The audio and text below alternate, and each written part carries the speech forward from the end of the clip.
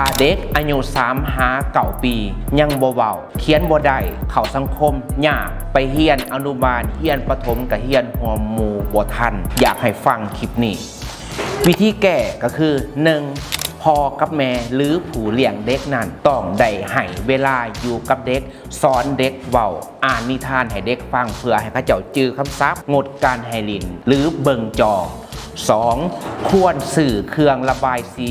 หรือเลโก้เพื่อให้เด็กนั้นฝึกนำใส่กล้ามเนื้อมัดหน่อยหรือนำใส่นิ้วมือเพื่อให้เขาเจ้าสามารถเขียนได้และ 3. จอโทรศัพท์อายุ3 ปีลงมาแม่นงด100%เพราะจะเห็นให้เขาเจ้าสมาธิสั้นและบ่อยากให้ลิ้นโทรศัพท์หลายเพื่อเขาเจ้าจะได้มีสังคมตัวจริงหลายกว่าสังคมในจอและถ้าหากว่าผู้ปกครองท่านใดบ่มีเวลาในการคิดสอนลูกอยู่ศูนย์ฝึกทักษะเด็กของพวกเราได้มีบอลฝึกให้เด็กฝึกเว้าเขียน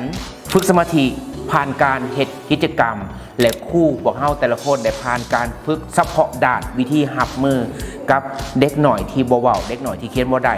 แล้วพวกเราได้มีเครื่องมือต่างๆเพื่อให้เด็กนั้นฝึกเขียนมีวิธีการเฮ็ดให้เด็กนั้นฝึกเว้าคุมสมาธิแล้วพวกเรามีข้าวเที่ยงให้เด็กกินพร้อมเฉพาะจันทร์หอดซุกถ้าผู้ปกครองทานใดสนใจเอาเด็กมาฝากให้พวกเราฝึกเว้าฝึกเขียนและฝึกคุมสมาธิให้